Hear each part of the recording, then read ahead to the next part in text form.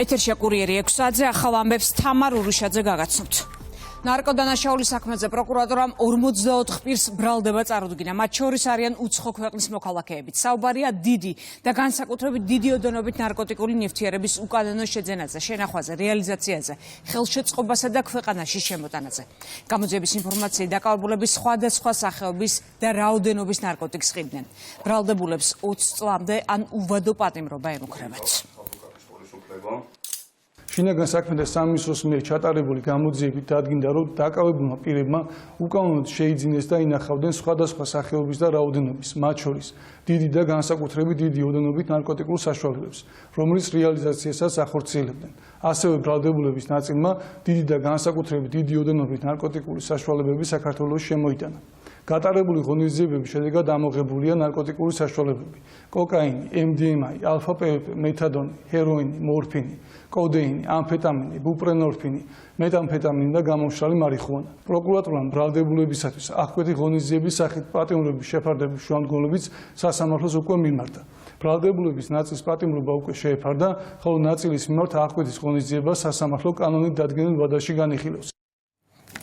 ბიზნესმენ ლევან ჯანგოლაძის მკვლელობაში ბრალდებულმა გელა უძილაურმა ნაფიც მსაჯულებზე უარი თქვა. ბრალდებულმა განაცხადა, რომ მისი სურვილია საქმე მოსამართლემ განიხილოს. დღესვე გადაისინჯა აღკვეთის ღონისძიება. პროკურორის თქმით, მოპოვებული მტკიცებულებებით დასტურდება, რომ ჯანგოლაძის მკვლელობა უძილაურმა შეკვეთით თანხის სანაცვლოდ ჩაიდინა. მტკიცებულებები განადგურა და მისი თავისუფლებაში ყოფნის სამართლებრივი საფუძვლები არ არსებობს. მოსამართლემ არ დააკმაყოფილა ადვოკატების შუამდგომლობა გირაოს შესახებ. დაკავებული პატიმრობაში დარჩა. ჯანგოლაძის მკვლელობის საქმეზე კიდევ 6 პირია პასუხისგებაში მიცემული, მათ შორის ძმები დავით და გიორგი მიქაძეები. მათ მკვლელობის შეკვეთას ედავებიან. ჯანგოლაძე 14 მარტს ჭავჭავაძეზე მოკლეს. წარდგენილი ბრალდებასთან დაკავშირებით განგიმარტოთ, რომ საქმეში არა შესაბამისი მტკიცებულებები, არ დასტურდება ალბათობის მაღალი ხარისხით, რომ გელა უძილაურმა ჩაიდინა შეკვეთით მკვლელობა. შესაბამისად ჩვენ მოვითხოვეთ სისხლისამართლებრივი დევნის შეწყვეტა და საქმის გამოძიებისთვის დაბრუნება. ჩემი დაცვის ქვეშ მყოფი დღემდე იყენებს კანონით მინიჭებულ დომილის უფლებას. შესაბამისად საქმის დეტალებთან დაკავშირებით მეც კომენტარს ვერ გავაკეთებ. გელა უძილაურის ბრალდებულობას, რაც ბრალი აქვს აღენებული, ეს არის შეკვეთით, ანგარებით, განზრახულობის მცდელობა ისეთ საშუალებით, რომელიც საფრთხეს უქმნის, ადასტურებს როგორც ექსპერტიზის დასკვნები, მოწმეთა ჩვენებები, ასევე ვიდეო მასალა, რომელიც დეტალურად ასახავს და მათ შორის მისი მობილური ტელეფონის ანძები, რომელიც ადასტურებს, სად, როდის გადაადგილდებოდა გელა უძილაური. ასევე არიან მოწმეები, რომლებიც ადასტურებენ შეკვეთით და ანგარებით მკვლელობას. პარლამენტის საშემოდგომო სესიის გახსნისას ერთ-ერთი მთავარი საკითხი სახელმწიფო უსაფრთხოების სამსახურის ხელმძღვანელის პოსტზე მამუკა მდინარაძის არჩევა იქნება. სახელმწიფო უსაფრთხოების სამსახურის შესახებ კანონის და რეგლამენტის გათვალისწინებით პარლამენტის სუსის ხელმძღვანელს სრული შემადგენლობის უმრავლესობით 6 წლის ვადით ირჩევს. საპარლამენტო უმრავლესობის ლიდერი და ქართული ოცნების აღმასრულებელი მდივანი სახელმწიფო უსაფრთხოების სამსახურის უფროსის თანამდებობაზე საზოგადოებას პრემიერმა წარუდგინა. მამუკა მდინარაძე საგამოძიებო უწყებებში და საკანონმდებლო ორგანოში მუშაობის მრავალწლიანი გამოცდილება აქვს. მამუკა წარმატებული ადამიანია, ის წლების განმავლობაში სხვადასხვა თანამდებობებს იკავებდა საქართველოს პარლამენტში. გახლავთ პარტია ქართული ოცნება დემოკრატიული საქართველოს აღმასრულებელი მდივანი.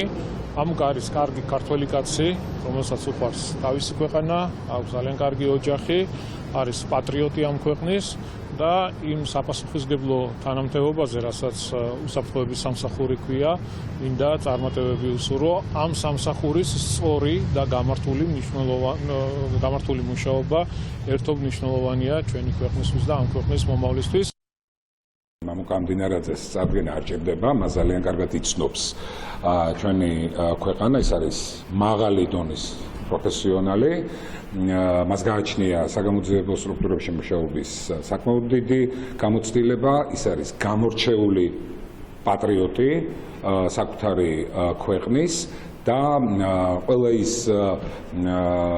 ხელმძღვანელისთვის დამახასიათებელი უნარჩვევა, ასევე პროფესიონალიზმი, მაღალი დონის და გამორჩეული პატრიოტიზმი, ლიდერობის გამორჩეული ფუნქცია ბუნებრივია მას აუცილებლად წაადგება იმ ძალიან მნიშვნელოვანი სამსახურებრივი ფუნქციების შესრულებაში, რასაც ქვია სახელმწიფო უსაფრთხოების სამსახურის ხელმძღვანელი. არ არსებობს გამოწვევა, რასაც იგი გამართულად ეფექტიანად წარმატებით არ უპასუხებს და ამიტომ აქაც დარწმუნებული ვარ და მშვიდად ვარ, იმიტომ რომ სახელმწიფო უსაფრთხოების სამსახური იქნება გამოცდილი პროფესიონალის ხელში. 2 სექტემბერს იწყება პარლამენტის ფუნქციონირება და რამდენადაც შესაძლებელია უახლოეს დღის წესრიგში იქნება ეს საკითხი. ევროკავშირის წარმომადგენლობის ვიდეო რგოლი, სადაც მთავარი სპიკერი ისტორიკოსი ბექა კობახიძეა პოლიტიკური შეფასებების თემა. მმართველ გუნდში აცხადებენ, რომ ბექა კობახიძე, რომელიც საპროტესტო აქციების ორგანიზატორია, რადიკალური მოწოდებებით გამოდის და პოლიტიკურ პროცესებში აქტიურად არის ჩართული ევროკავშირის მიერ დაფინანსებული კამპანიის სახე არ უნდა იყოს და ეს ევროკავშირის წარმომადგენლობის მხრიდან მისი ქმედებების სახალისებაა. მასშტაბურია შეფასებები ოპოზიციაში. უწყვეტი ტრადიციით ევროპისკენ ვიდეოების ამ სერიაში ბექა კობახიძე საქართველოსა და ევროპის ისტორიიდან ეპიზოდებს იხსენებს. გვიჩდება ის განცდა, რომ პირდაპირ ასოცირებენ ამ ადამიანთან საკუთარ თავს და იმ ღირებულებებთან და იმ სახესთან, რასაც ეს ადამიანი წარმოადგენდა გასული თვეების განმავლობაში საქართველოს ზოგადად საზოგადოებრივ პროცესებში, რადიკალიზმთან და ძალადობასთან. და რა თქმა უნდა, გაუგებარია ხშირად რა გაუჭირდათ ხოლმე, რა უჭირს ხოლმე ასეთი ევროკავშირის დელეგაციას, რომ მაინც და მაინც რადიკალიზმით ცნობილი სახეებმა უნდა ილაპარაკონ დემოკრატიის საფუძვლებზე, პირველ რესპუბლიკაზე და ასე შემდეგ. გარდა სხვა ლოგიკური ახსნა არ არის, გარდა იმისა, რომ ეს ადამიანი და ის სახე და ის იდეოლოგია, რაც ეს წარმოადგენს, არის მათთვის როგორც ჩანს მისაღები და ნორმალური. არასერიოზულია ვისაუბროთ კონკრეტული მოქალაქეების, თუნდაც ისტორიკოსების ჩართულობაზე რაღაც შეთქმულების თეორიებში და რაღაც აბსურდულ ამ თეორიებში შევდიოდეთ. აბსურდულია ამ თემაზე საუბარი, მაშინ, როდესაც ჩვენს მოსახლეობას დღეს აწუხებს უამრავი ისეთი პრობლემა, რომელზეც ჩვენი ეგრეთ წოდებული ხელისუფლება უნდა საუბრობდეს. პიროვნება, რომელიც ახლა მიხეილ სააკაშვილს ვესტერნიზაციის და მოდერნიზაციის გურუთ მიიჩნევს, რომელიც აბსოლუტურად ამართლებს რადიკალების მოქმედებებს ქვეყანაში იმ ცხელ დღეებში, როდესაც რუსთაველზე პროტესტანტები ცდილობდნენ ქალაქის გადაწვას, პოლიციელებს აგურებს ესროდნენ, მოლოტოვის კოქტეილებს ესროდნენ. წარმოუდგენელია ასეთი სპიკერი ყავდეს კონკრეტული სტატუსით, ეს ადამიანი ყავდეს სპიკერად და არ გაემიჯნო მის მიერ, ნათქვამ, მხარდაჭერილ აბსოლუტურად ანტისახელმწიფოებრივ პასაჟებს. პოლიტიკური შეფასებების თემა რუსთაველის გამზირზე აქციაზე მომხდარი ინციდენტით ნეიტრალური საქართველოს ერთ-ერთმა წევრმა ლევან ნიკოლაიშვილმა სოციალურ ქსელში ვიდეო გაავრცელა, რომელშიც მისი ინფორმაციით ჩანს, როგორ დაესხნენ თავს აქციის მონაწილეები ამერიკის მოქალაქეს, რომელიც მათ რუსი ტურისტი ეგონათ. პოლიციამ ვითარება მალევე განმუხტა. ოპოზიცია აცხადებს, რომ ასეთი შემთხვევები იშვიათად ხდება, მმართველ გუნდში კი მიზანმიმართულ პროვოკაციებზე საუბრობენ. გუში რაც ვნახეთ ხომ ერთხელ თითქოს ჩვეულებრივი გზის გადაკვეთა, ამასაც მოვესწარით რომ უკვე ჩვეულებრივსაც ვეძახით. გარკვეული ადამიანების რაღაც რაოდენობა 50-60-მდე ესეთი რაოდენობა დროშებით, უკრაინის, რაღაც საქართველოს დროშებით, ამ ჯგუფიდან ერთ-ერთმა ვიღაცამ დაიძახა, რომ არიქაი რუსი მოდის. მიდიოდა ვიღაც ჩვეულებრივი ადამიანი, ტურისტი, ამას გაეკიდნენ, ბრბო როგორც იქცევა ესე. ჩასაქოლად, გასალახად, მოსაკლავად, კაცემ არ იცის, რას უპირებდნენ და უბრალოდ პატრული იყო იქ, პოლიციის თანამშრომელი იყო, ჩაერია ეს ხალხი და მათ განარიდეს, ეს ადამიანიც განარიდეს და მათაც არ მიცეს საშუალება, რომ თავდასხმა მომხდარიყო. ეს არის წარმოუდგენელი რაღაცა. ეს არის ყოველად მიუღებელი რაღაცა. და ამას ერთხელ და სამუდამოდ ბოდიშხდი, მაგრამ წერტილი უნდა დაეშვას. კანონობდეს ყოველას მისამართით და შესაბამისად ვინც თუ რამეს აშავებს, მათზე უნდა იყოს რეაგირება. როცა დაახლოებით 1 წელია ქუჩაში გახარ ყოველდღე რუსთაველზე, რა თქმა უნდა ეს იმას ნიშნავს, რომ გარკვეული ინციდენტები იქნება. ის ინციდენტების რაოდენობა, რაც მომხდარა პროტესტის მიმდინარეობისას, არის მინიმალური. ხო, არ აღმოჩენილი იყო, რომ ეს არის ამერიკელი ტურისტი და არის რუსი ტურისტი. მათივე ლიდერი, რომლის გათავისუფლებისთვისაც იბრძვიან და ერთი ამბავი აქვს დათხრილი. ღვინის ბოთლებით 2008 წლის ომის შემდეგ რუს ტურისტებს ხვდებოდა საზღვარზე და აჯილდოვებდა, ობძანდით, კიდე სხვებიც მოიწვიეთ, იმათაც მივცემთ ასე ღვინოებს და ასე ხელგაშლად შევხვდებითო, სად იყვნენ მაშინ ეს ამ განწყობის ადამიანები? როგორ შეიძლება ადამიანი, რომელიც ლეგალურად იმყოფება საქართველოში, მხოლოდ მისი წარმოშობის გამო თავს დაესხა და ვთქვათ, კანონსაწინააღმდეგო მოქმედებები ჩაიდინა. რის გაკეთებას აპირებენ? რუსეთის პროვოცირებას აკეთებენ? რუსეთს ხო იცით საგარეო დოქტრინაში უწერია, რომ რუსეთს შეუძლია სამხედრო ძალის გამოყენება თავისი მოქალაქეების უფლებების დასაცავად. რა რუსეთის სამხედრო ძალას იწვევენ საქართველოში? ცესკოს გადაწყვეტილებით თვითმმართველობის არჩევნებისთვის პოლიტიკურ გაერთიანებებს პარტიული სიების ელექტრონულად წარდგენა შეეძლებათ. გადაწყვეტილება ცენტრალურმა საარჩევნო კომისიამ დღევანდელ სხდომაზე მიიღო. მარტივდება მატერიალური ფორმით დოკუმენტაციის წარდგენაც. მიიღეს საარჩევნო პროცედურებთან დაკავშირებული სხვა გადაწყვეტილებებიც. დღეს ცესკოს მიერ მიღებული იქნა სამართლებრივი აქტები, რომლებიც მნიშვნელოვნად უმარტივებს პოლიტიკურ გაერთიანებებს კანდიდატების რეგისტრაციის პროცესს. კერძოდ, პოლიტიკურ გაერთიანებებს შესაძლებლობა იქნებათ პარტიული სიები წარადგინონ დისტანციურად ელექტრონული ფორმით. ამავდროულად ამგვარი ფორმის გამოყენების შემთხვევაში საკმარისი იქნება დოკუმენტაციის ერთ ეგზემპლარად წარდგენა. ქართული ოცნების თბილისის მერობის კანდიდატი შეხვედრებს განაგრძობს. კახი კალაძე დღეს ქართული ოცნება დემოკრატიული საქართველოს საბურთალოს ვაკის სამგორის კწანისის და მთაწმინდის რაიონების პარტიული ორგანიზაციის წარმომადგენლებს შეხვდა. საუბარი შეეხო წინა საარჩევნო პროცესს, გეგმებს დედაქალაქში მიმდინარე და დაგეგმილ პროექტებს. კახა კალაძემ ქართული ოცნების წევრებს საქმიანობისთვის მადლობა გადაუხადა. შეხვედრებს თბილისის საკრებულოში ქართული ოცნების მაჟორიტარობის კანდიდატები დაესწრნენ. ავარიული შენობებით, მოძველებული სპეციალური ყველაფერს. მაგრამ ჩვენ რო დავიწყეთ ამაზე საუბარი, შევშინებოდა. ჩვენ დიდი ხანია დაწყებული გვაქვს მზადება არჩევნებისთვის. 4 ოქტომბერი არის ძალიან მნიშვნელოვანი თარიღი.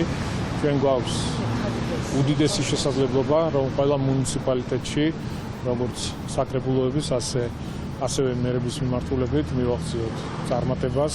ბოლო წლების განმავლობაში ბევრი კარგი საქმე გაკეთდა, მე თბილისზე შემიძლია ვისაუბრო და ჩამოთვალო პროექტები, რომელიც ძალიან ბევრია, თუმცა უამრავი გამოწვევა და პრობლემები რჩება დედაქალაქში და ჩვენ ვართ ის გუნდი, ვისაც რეალურად შეუძლია ღირსეულად უპასუხოთ მომდევნო წლების განმავლობაში არსებულ პრობლემებსა და გამოწვევებს. დაწყებულია საკმაოდ ინტენსიური საარჩევნო კამპანია დედაქალაქში.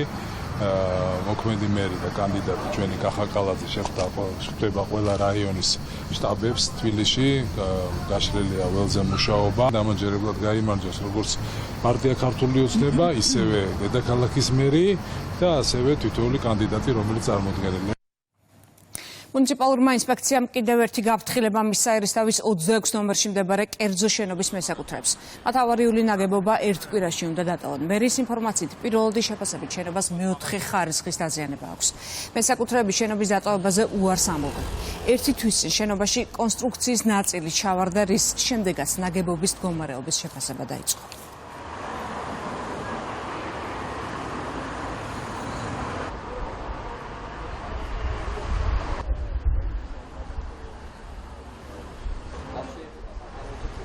საფრთხე სადაც არის, ხო არის მარტო ქვემოთ ამხარე. შემოღობილია ის ადგილი.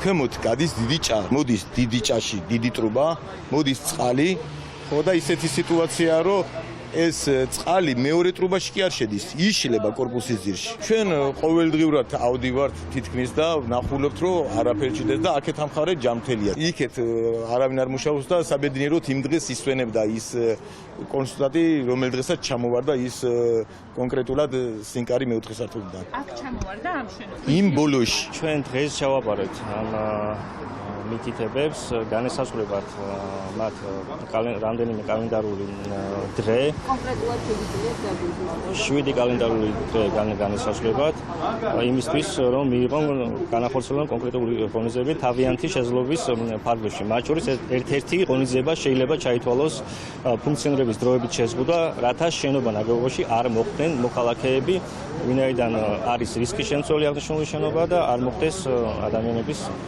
დაზიანება. უკვე მე რამდენად გამოცაღებაზე ვიყავით აქ მოსული, არის ავარიული, არის საფრთხის შემცველი.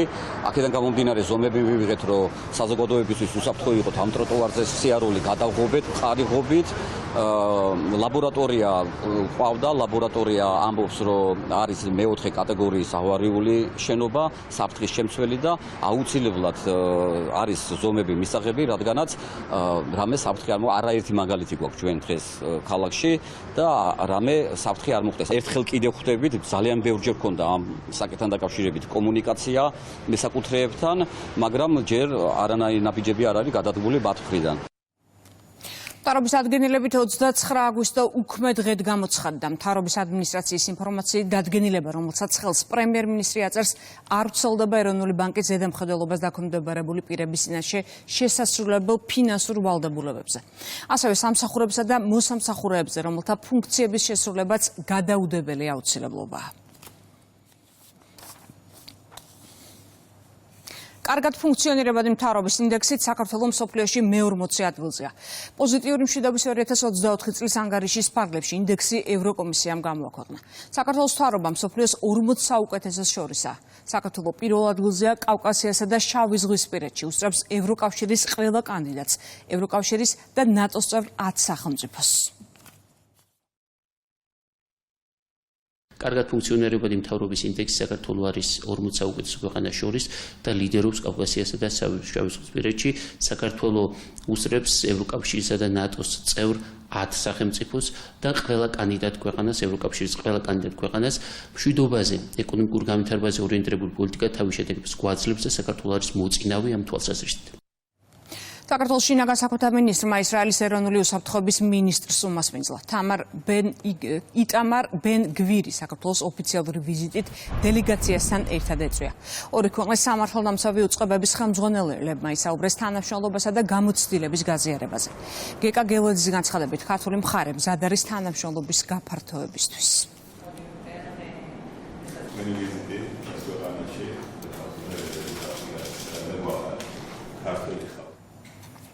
ამერიკის ვიცე-პრეზიდენტი იმედოვნებს, რომ რუსეთ-უკრაინის ომი მაქსიმუმ 6 თვეში დასრულდება. ჯეიდი ვენსი ამბობს, რომ რუსეთთან მოლაპარაკებებში პროგრესია, თუმცა შედეგი დამოკიდებული იქნება მხარეების შეთანხმებაზე. საუბარია უკრაინის უსაფრთხოების გარანტიებზეც. ვენსის განცხადებით, უკრაინაში ამერიკელი ჯარისკაცები არ იქნებიან. განცხადებას აკეთებს ლავროვიც. ის იხსენებს 2022 წლის შეთავაზებას, უარი ნატოზე, დონბასის აღიარება და პირობა, რომ ქვეყნის ტერიტორიაზე უცხოელ სამხედრობს არ განათავსებენ.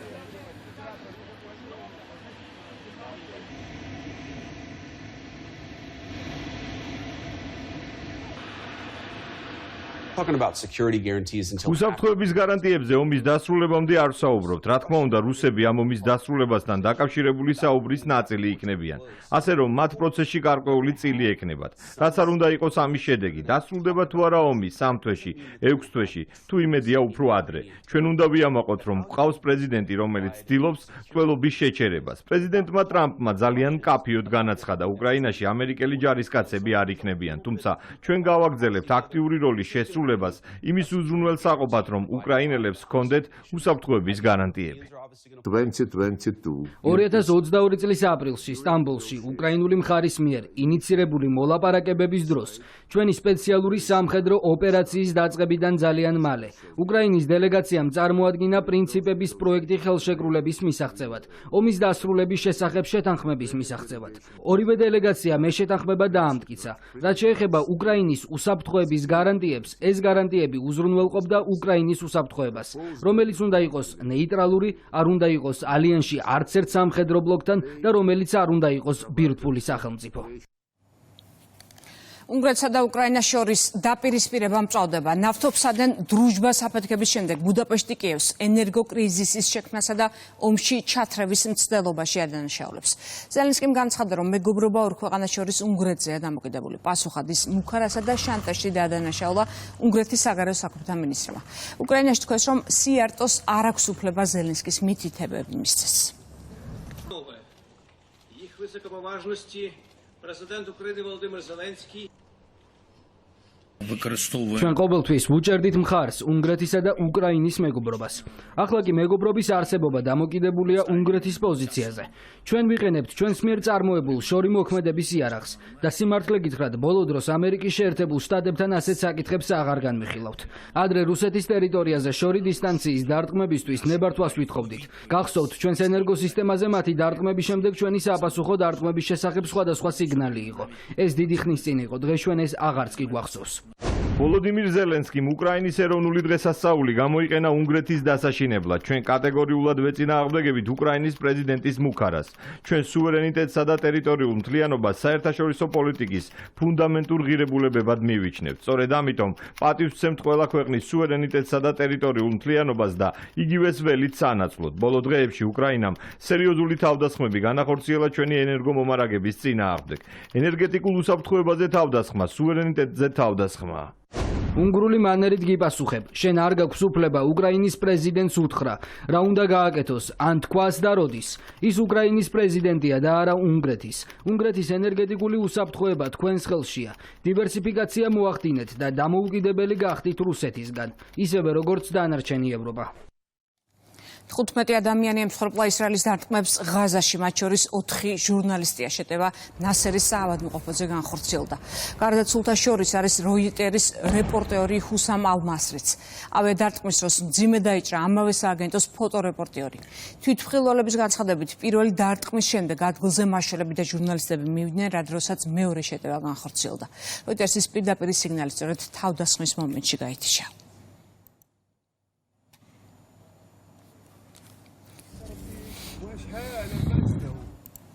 საფრანგეთის საგარეო საქმეთა სამინისტროში ამერიკის ელჩი დაიბარეს. ჩარლს კუშნერმა Wall Street Journal-ში ღია წერილი გამოაქვეყნა. მაკრონს მოუწოდა თავი შეიკავოს ისრაელის კრიტიკისგან. მისი თქმით, პალესტინის სახელმწიფოს აღიარების შესახებ საფრანგეთის მთავრობის განცხადებებს საფრანგეთში ანტისემიტური ინციდენტები მოჰყვა. მედია კუშნერის წარმომავლობასაც და ოჯახურ კავშირებსაც ხაზს უსვამს და წერს, რომ ებრაული წარმომავლობის ამერიკელი ბიზნესმენი და პოლიტიკოსი ელჩად ივლისში დაინიშნა, მისი ვაჟი კი დონალდ ტრამპის სიძეა. თაღლითური ჟურნალისტიკა არ უნდა დაჯილდოვდეს, ის უნდა შეწყდეს. ტრამპი ტელეკომპანიებისთვის, ABC-სა და NBC-სთვის სამაუწყებლო ლიცენზიის შეწყვეტაზე საუბრობს. მათ უნდა ჩამოერთოთ ლიცენზიები რესპუბლიკელების ან კონსერვატორების არასამართლიანი გაშუქებისთვის, წერს ამერიკის პრეზიდენტი სოციალურ ქსელში. ვაშინგტონში გვარდიამ იარაღის დარება დაიწყო. სპეციალურად შექმნილი სამუშაო ჯგუფი აცხადებს, რომ გვარდიას ძალის გამოყენების უფლება მხოლოდ უკიდურეს შემთხვევებში აქვს. ტრამპის პლანები დამატებითი ძალები ვაშინგტონში 11 აგვისტოს განალაგეს. მიზეზად კრიმინალთან ბრძოლა სახელდება. ოჯახის წევრის განზრახულობის ბრალდებით ერთი პირი დააკავა პოლიციამ თბილისში. გამოძიების ინფორმაციით ბრალდებულმა დღეს ურთიერთშელაპარაკების ნიადაგზე მეუღლეს 34 წლის ქალს ბლაგვის აგნით მრავლობითი დაზიანება მიაყენა და შემთხვევის ადგილიდან მიიმალა. ქალი ადგილზევე დაიღუპა. დანაშაული 20 წლამდე ან უვადო პატიმრობას ითვალისწინებს. გამოძიების სამსახურმა ორი პირი დააკავა სხვის იქონების დაუფლების მცდელობის ფაქტზე. გამოძიების ინფორმაციით ბრალდებულებმა მოქალაქე დაარწმუნეს, რომ თბილისში მშენებლობის ნებართვის მიღებაში დაეხმარებოდნენ, რაშიც $70,000 უნდა გადაეხადა. დაკავებულებმა მას ასევე მოატყუეს, რომ ერთ-ერთი მათგანი სახელმწიფო უსაფრთხოების სამსახურში მაღალ პოზიციას იკავებდა. მათ დაზარალებულს $10,000 წინასწარ გამოართვეს, დაკავება კი თანხის გადაცემისთანავე მოხდა. საქართველოს ფინანსთა სამინისტროს საგამოძიებო სამსახურის თანამშრომლებმა გენერალურ პროკურატურასთან კოორდინაციით ჩატარებული ოპერატიულ-სამძებრო ღონისძიებებისა და საგამოძიებო მოქმედებების შედეგად წინასწარი შეთანხმებით ჯგუფის მიერ დიდი ოდენობით სხვისი ქონების მოტყუებით დაუფლების მცდელობის ფაქტზე GL და SHG დააკავეს. გამოძიებით დადგინდა, რომ ბრალდებულებმა ერთ-ერთი მოქალაქე, რომელსაც ქალაქ თბილისში ესაჭიროებოდა სამშენებლო ნებართვის მიღება, დაარწმუნეს, რომ თითქოს და GL სახელმწიფო უსაფრთხოების სამსახურში იკავებდა ხელმძღვანელ პოზიციას და თავისი სამსახურებრივი სტატუსიდან გამომდინარე დაეხმარებოდა ქალაქ თბილისის მერიის მიერ დროის უმოკლეს მონაკვეთში მიწის ნაკვეთზე მრავალბინიანი საცხოვრებელი კორპუსის მშენებლობის ნებართვის გაცემაში, რის სანაცვლოდაც ჯამში მოითხოვეს $70,000 აშშ. 2025 წლის 22 აგვისტოს ბრალდებულებმა მოქალაქეს წინასწარ მოსთხოვეს 10,000 აშშ დოლარი, რომლის გადაცემისთანავე მოხდა მათი დაკავება.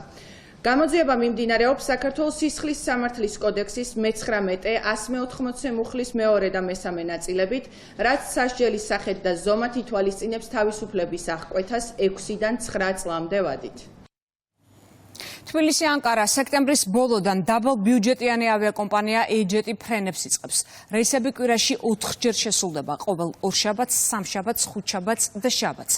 პირდაპირ ავიამიმოსვლის დაწყება ივლისში საქართველოს ეკონომიკის მინისტრისა და თურქეთის ავიახაზების ხელმძღვანელის შეხვედრაზე გადაწყდა.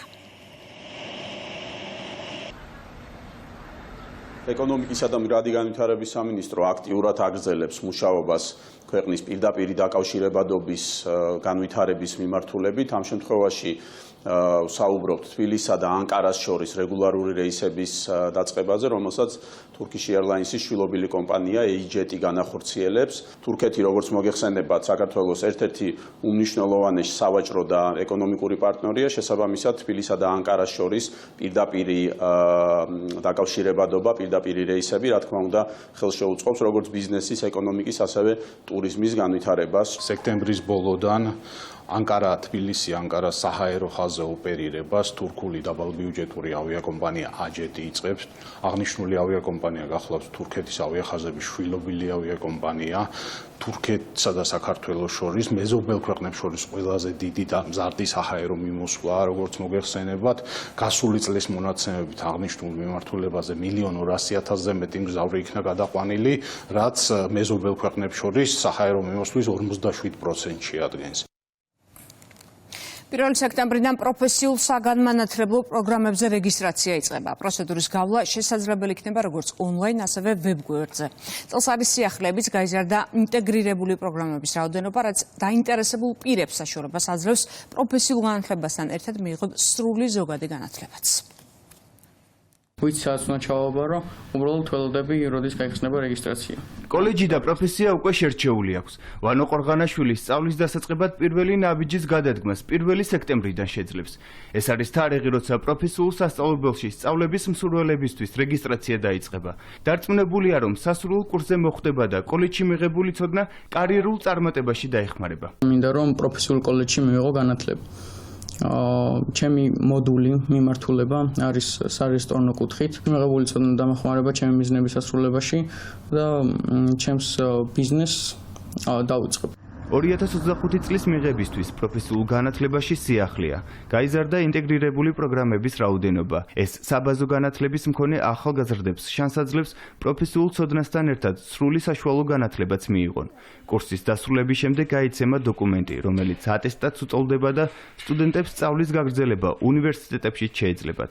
ჩვენ გვაქვს ძალიან ბევრი მიმართულება, ამ მიმართულებიდან შესაბამისად წელს დავამატოთ კიდევ ერთი ახალი პროგრამა, თუმცა წლის ბოლომდე გეგმავთ, რომ კიდევ გავზარდოთ ეს მიმართულება, გამომდინარე იქედან, რომ ინტეგრირებული პროგრამების დამატება ნიშნავს, რომ ძალიან ბევრი ახალგაზრდა შემოყვანეს პროფესიულ განათლებაში. სწავლობ ახლა სამხატვრო პროფესიაზე, ეს კურსი სადაც სწავლობ არის ინტეგრირებული და ძალიან მომწონს, რადგან აუცილებელი არის ასეთი სწავლები.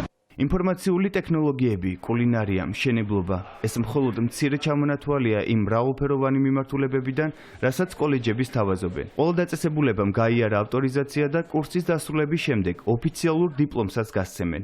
მოთხოვნა ძალიან დიდია, დიპლომი გაიცემა სახელმწიფო, უნდა აღინიშნოს, რომ სახელმწიფო სრულად აფინანსებს სწავლებას და რეალურად მოსწავლის ერთადერთი მოთხოვნა რომ იაროს, ისწავლოს, ჩვენ ხელშეუწყობთ, რომ მაქსიმალურად კარგად დასაქმდეს. პროფესიული უნარების დაუფლების მსურველებს კვლავ შეუძლიათ დუალური მიდგომის პროგრამაში ჩართვა. ეს იმას ნიშნავს, რომ სტუდენტების სწავლას არა მხოლოდ კოლეჯებში, არამედ პარტნიორ კომპანიებშიც რეალურ სამუშაო გარემოში გაივლიან. მრავალფეროვანი, ხარისხიანი და შედეგზე ორიენტირებული სწავლება, პროფესიული განათლება, განათლების სამინისტროს ერთ-ერთი პრიორიტეტული მიმართულებაა. წლიდან წლამდე, როგორც სახელმწიფო, ასევე კერძო პროფესიული სასწავლებლები აქტიურად არიან ჩართული ჩვენი მოსახლეობის პროფესიული უნარების განვითარებაში და შედეგმაც არ დააყოვნა. ჩვენ გვაქვს გაორმაგებული ციფრები, როგორც მომართვიანობის, ასევე წარმატებით კურსდამთავრებულთა კონტექსტში. ამასთანავე აღსანიშნავია, რომ 2024 წლის მაჩვენებლით ჩვენ მქონდა 79%-იანი დასაქმება იმ ადამიანების, ვინც წარმატებით დაასრულა პროფესიული საგანმანათლებლო პროგრამები. პროფესიულ საგანმანათლებლო პროგრამებზე რეგისტრაცია 25 სექტემბრის ჩათვლით გაგრძელდება. დეტალების ნახვა და სასურველი კოლეჯის შერჩევა უკვე შესაძლებელია სპეციალურ ვებგვერდზე. აფხაზეთის მთავრობის ამჯდომარე სენაკის დევნილთა დასახლებაში იმყოფებოდა. გიორგი ჯინჭარაძე დევნილთა კომპაქტურ დასახლებებში არსებულ ვითარებას გაეცნო და მოსახლეობას შეხვდა. აფხაზეთის მთავრობის ინიციატივით დასახლებაში ინფრასტრუქტურული სამუშაოები განხორციელდა. აგზელებთ შეხვედრებს რეგიონში კომპაქტურ ჩასახლებებში, სადაც ჩვენი დევნილები ცხოვრობენ, ჩვენი მიზანია მათთან შეხვედრა და იმ გამოწვევების დადგენა, რომელზეც შემდეგ ჩვენ მოვახდენთ რეაგირება, შევიმუშავებთ პოლიტიკას, რომელიც მორგებული იქნება მათი საცხოვრებელი პირობების გაუმჯობესებაზე. ძალიან ყურადღებით ესაუბრნენ თითოეულ ადამიანს, ვინც კი მივიდა მათთან, თავისი ჭირის გასაზიარებლად, რაღაც პირადი პრობლემებით და ასე შემდეგ. ჩვენ გვჯერა მისი. უყურებთ კურიერ 3 საათზე 6 საათზე რეკლამის შემდეგ პირდაპირ ეთერში უბრუნდებით. ქვემო ქართლის მელიორაციის საკითხებზე სამუშაო შეხვედრა გაიმართა. სახელმწიფო რწმუნებული საქართველოს მელიორაციის დირექტორს შეხვდა. იმსჯელეს სარწყავი სისტემების მდგომარეობასა და გამოწვევებზე, განიხილეს მიმდინარე და დაგეგმილი პროექტები. მოვისმინეთ ის საკითხები, რომელიც საჭიროებს სწრაფ გადაწყვეტას, მერებმა წარმოგვიდგინეს ის პროექტების ჩამონათვალი, რომელიც საქართველოს მელიორაციამ 2026 წლის გეგმაში უნდა გაიცნოს და განავითაროს. შეხვედრაზე დაიგეგმა სამომავლო განსახორციელებული სხვადასხვა სახის ღონისძიებები. მომავალი 2 წლის განმავლობაში გაკეთდება ყველაფერი, რომ მოსახლეობის უმეტეს ნაწილს ჰქონდეს შესაბამისი ნაკვეთების მოწვის საშუალება. ლადო ასეთიანის პრემია ახალგაზრდა პოეტებისთვის კონკურსისთვის განაცხადების მიღება დაიწყო. გამარჯვებულ საზოგადოება ქართული მწერალთა კავშირთან ერთად გამოავლეს. კონკურსში მონაწილეობის მიღება შეუძლიათ ახალგაზრდა პოეტებს, რომელთაც ბოლო 2 წლის განმავლობაში შექმნილი აქვთ ლექსები პატრიოტულ თემატიკაზე. გამარჯვებული სიგელებით, მედლებით და ფულადი პრემიით დაჯილდოვდება. უნიჭიერეს ახალგაზრდებს ეძლევათ საშუალება მიიღონ კონკურსში მონაწილეობა, იყვნენ გამარჯვებულნი და რაც ასევე მნიშვნელოვანია, მათი ნაწარმოებები შევიდეს ახალგაზრდა პოეტთა ანთოლოგიაში. ეს კონკურსი ლადო ასათიანის სახელობის უკვე მეორე ცხადდება. ფონდი ქართულის მიერ დაფუძნდა, მხარდამჭერი არის საქართველოს მწერალთა კავშირი. კონკურსი გამოცხადდება ხვალიდან და ჩვენ მასალებს მივიღებთ როგორც ელექტრონულ მისამარზე, ასევე მწერალთა სახლში. ღამის სერენადები გრძელდება საერთაშორისო ფესტივალს ამჯერად ბათუმის ილია ჭავჭავაძის სახელობის სახელმწიფო თეატრმა უმასპინძლა. მსმენელის წინაშე წარსდგან ბაროკოს მუსიკის ვარსკვლავები შესრულდა პერსელისა და ვივალდის ნაწარმოებები.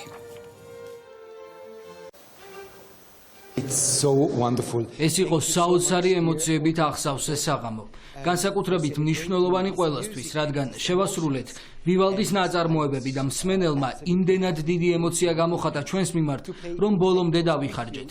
მიხარია, რომ შევძელით მსმენელის მოგზაურობა ვივალდის ჯადოსნურ სამყაროში. დღევანდელი კონცერტი განსაკუთრებული იყო. ვივალდის სიებცხელება სოლისტებით არაჩვეულებრივი ბაროკოს მევიოლინე ანდრეს გაბეტა და მორის შტეიგერი ბლოკფლეიტისტი, ვარსკვლავი, გრემის ნომენანტი. პუბლიკა აღფრთოვანებული იყო, რამაც ჩვენ ძალიან გაგვახარა და ბედნიერები ვართ, რომ ისევ ბათუმში ვართ და ესე კარგად ჩატარდა კონცერტი. დღის სხვა სიახლეებს გაიცანით ჩვენ ვებგვერდზე. რუსთავი 2 წერტილი G კურიერი კი გემშვიდობებათ 9-მდე. დროებით.